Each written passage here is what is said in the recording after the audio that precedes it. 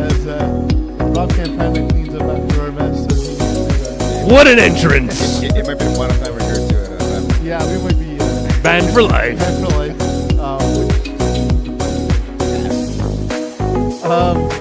I am Pays Del Reyes. This is my podcast. We have our course missing as he was probably fired weeks ago.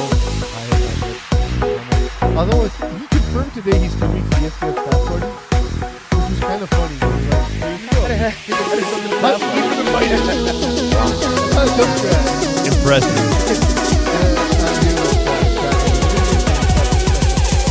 But before we do, I want to get into a topic. I work in an amazing environment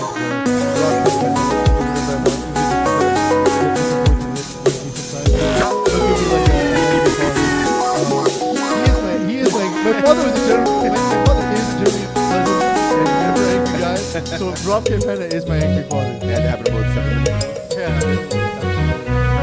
But I will say, I want to start a show topic. Okay. Do you know who April Rain is? The name rings a bell. I'm not gonna lie.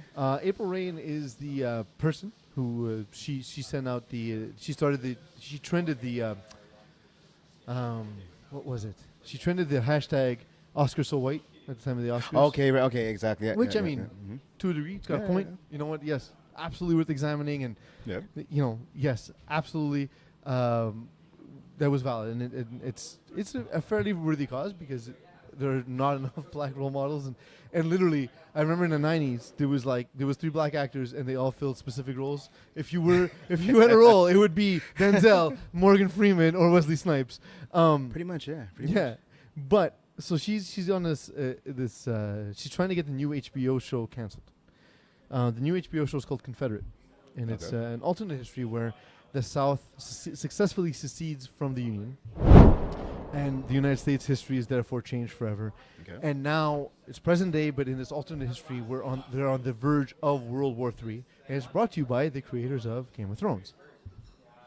So what's interesting is she's opposing this, although a script has yet we don't even know how the Confederates will be represented in this show. Literally, all we know is the name of the show will be Confederate. Okay. And I was like, okay, first of all, I'm against censorship of any type. I just think people should say and do whatever they want because I like chaos and I think people should be free. But I was curious as to your thoughts because obviously our backgrounds are different. So Really? Hadn't noticed. Backgrounds, you say? Really? because even if the show wasn't brought to you in color, it would be brought to you in color. So I'm kind of curious as to what your thoughts are. I think that obviously, 2 years ago with the Oscars, It was 2 years ago. You're right. yeah, Actually, yeah. could that be why Moonlight won this past year? Mhm. Maybe. I think it's actually a I mean, really look, good film. But and actually, if that's the case, then she served the purpose for that. You know what I mean? yeah, no, definitely. I mean, let's no disrespect to the people involved in the Moonlight film. I actually saw it 2 times. It's a really good movie. Amazing. But 2 years ago, her movement brought up it was a just cause, and I think it brought up a lot of attention, a lot of issues. I know it was, a few weeks ago we were talking about Colin Kaepernick, different other things that are going on in not just Canada but in the U.S. and all over the world about race relations, and being socially aware of what's going on. But to answer your question, I definitely think that this may be a case of kind of counting your eggs before they're hatched, if you will. Like, can we see?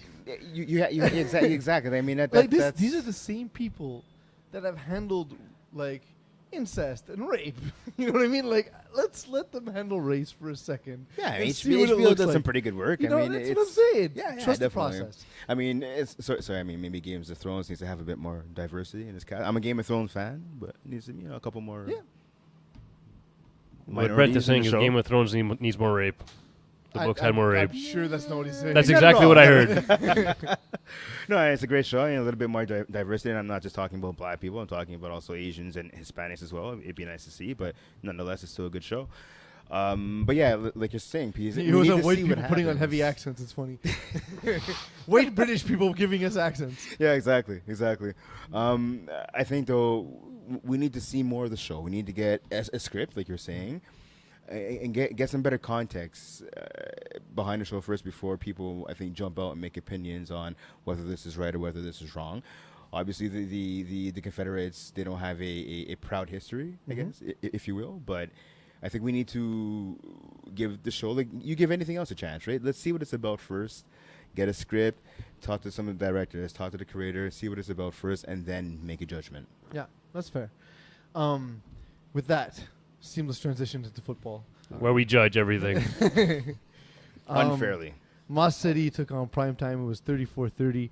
This game ended a lot closer than I thought it would.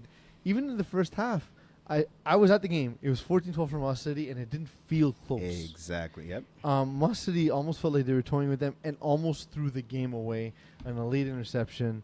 I'm sorry, there was a late interception by Stephen Heppersaw that actually sealed it for Moss City. But, yeah, did the scoreline surprise you? The point total did not surprise me. I see two teams combined for 64 points, 34-30 from Moss City. Because, again, I have mentioned over the last couple of weeks here on the podcast and the articles, these are two high-scoring teams, two really good quarterbacks, a lot of big play receivers. So the final score doesn't surprise me. Again, you mentioned the interception at the end by Harpersad really killed this team chances because I believe I actually had them in the upset, knocking off Moss City. But again, no, the score doesn't surprise me at all. Well, I mean, Harpersad did not look good. He was floating a lot of balls, throwing off his back foot. He was very heavily affected by the rush by Benjamin Detilly. He was an excellent. He's going to be one of these guys, and we see this a lot in Division E, Division D. It makes rushers. Malcolm Archer, the guy who rushes for you now? Zachary Alberts-Gill. Zachary Alberts-Gill. Like, these are guys who made their name in low divisions, and because you're playing against a lot of athletic quarterbacks, a lot of running quarterbacks, it really, really helps you develop quickly at that position, and he ate up Stephen Harper, so who's not a running quarterback. And you know what? It was the game, the score itself, the score total is not surprising. But the game, again, never felt as close as 4 points. It's true. No, you're absolutely right. Because I remember watching that game. I had just played on Field B, so I came over to watch the end of the first half of that game. And I saw the score. Yeah, it was 14-12. But even before that, Moss City jumped out to a lead. So in the prime time, they had thrown an early interception. They kind of seem a little disorganized, not sure what to do. And again, it is the pressure by Detilly because he got after Harpersad all game. He only ended up with one sack, but if he was in his face all game. Yeah, if we're counting QB hurries, QB rushes, it was all game. You mentioned throwing off of his back foot, missing some open receivers, and it seemed like he had a sense of panic a little bit as soon as he got the snap and was trying to deliver the ball because he knew how fast the rusher was going to get there. Eagle, I can't hear you. These are your keys. Yes, they're my keys. Yeah, no, absolutely, and that was the key to their defensive success as well. Andrew Ferrier is too good to be throwing Division E. Definitely. I had seen him play briefly this season because I say it all the time. I cover 4 divisions, so I have to watch 90 teams. There you go. So I don't watch in great detail. In the playoffs, I watch in very, very great detail. His poise, his ability to throw from different platforms, the way he shuffles his feet to throw to different receivers. He's a legit quarterback. Period. 100%. So 100%. Definitely very impressed by him. The game that did surprise me somewhat was the other Division E game, and as we saw, Yamajo upset Greendale Human Beings. And this is where the floaters thrown by Danny Hayward failed him. He needed to really, really just march and make Terrence Dobson make the mistake. Instead, it was him making the mistake. Dude, the ball was floating all over the field. It was floating. You know what? I watched the majority of this game. Danny did float a couple of balls. But in his defense, he threw at least 2 touchdown passes that were dropped by his brother Brandon, which we never see.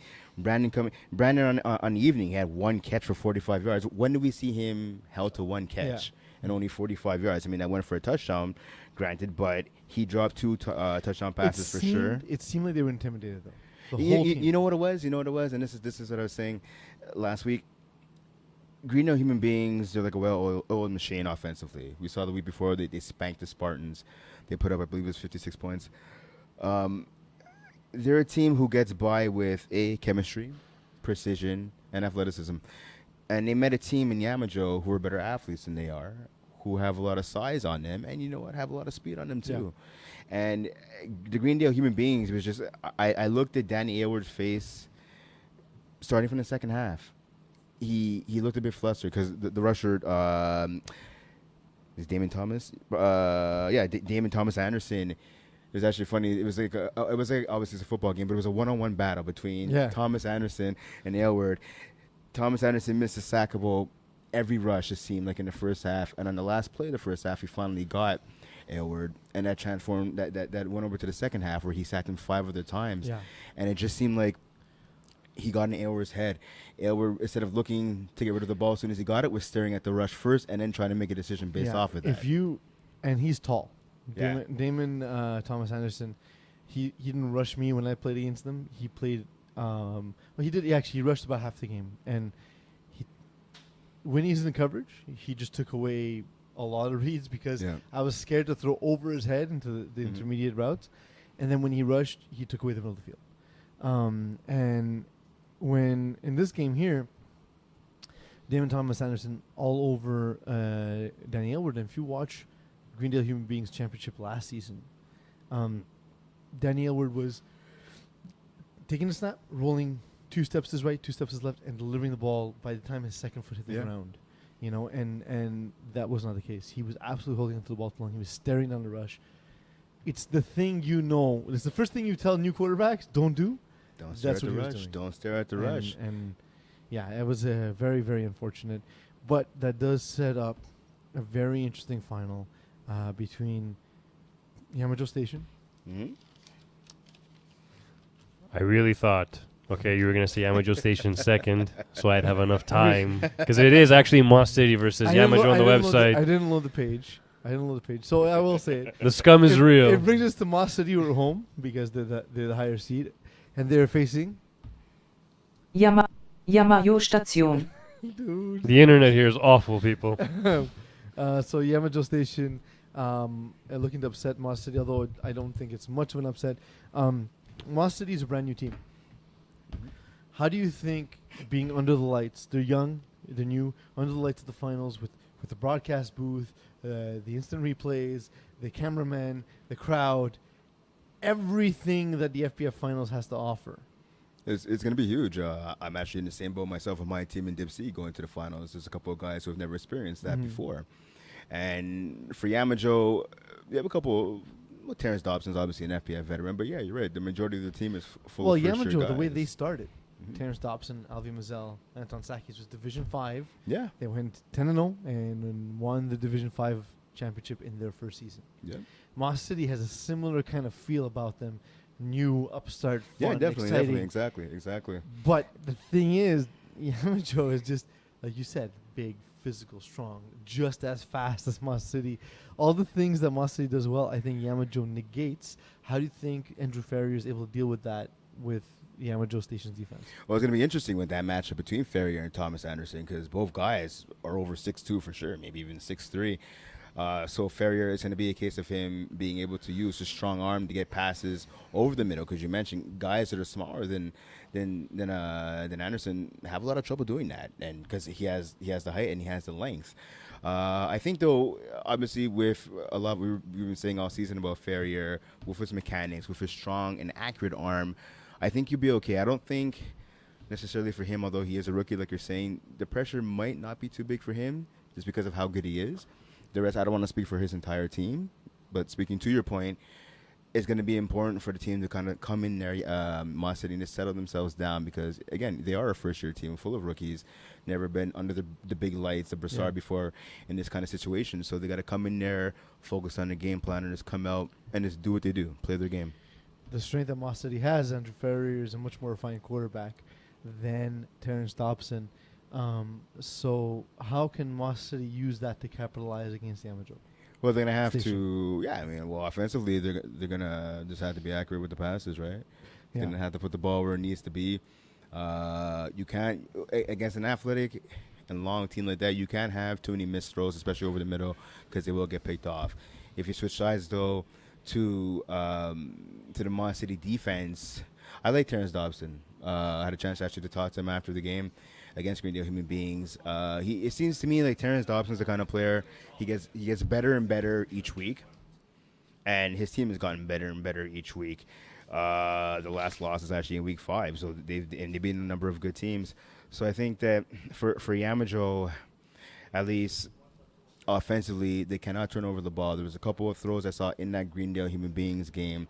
They got tipped off of a player. Yeah. Jack Antaki came down with some big catches in the end zone off of deflections. I think against an aggressive defense like Moss City, a guy like Bruno Pavanche, Benjamin Natili, Benoit Vanier, they need to be on point offensively. There's a lot of situations where I saw even in the red zone, the snapper Valentin Skripnik would be open right off of the snap. Yeah. He run to his left, drag to the left or drag to the right, and Dobson with his elongated delivery was a little slow to get him the ball or a little slow to see the play. He mentioned that to me after the game himself.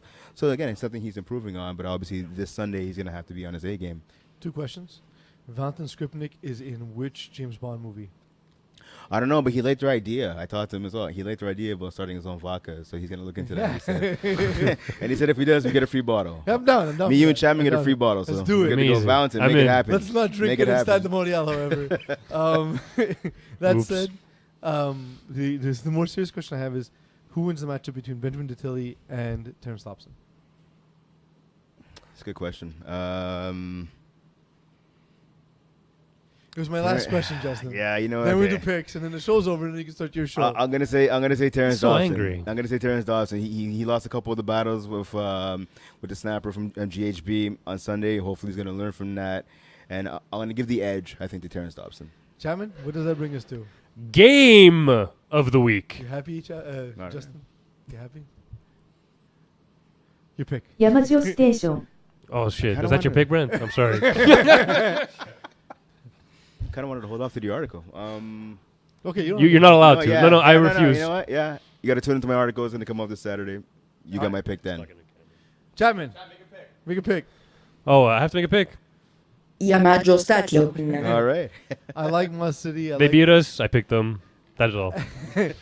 I like Moss City. I like their ability. I like their quarterback. That said, Yamajo just has a lot of strength, a lot of size, a lot of speed, and they match up so well against Moss City. For that reason, I go with Them worst too. producer Just- of all time. Just needs the recipes. Yamajo Station. Yamajo Station, exactly. The more calmer one, Uh, the deeper voice for UPs. Thank you all season Brent for the work you've done. Thank you Chapman, although tonight I don't feel like thanking you. Thank you Justin GM for staring at me angrily from the background.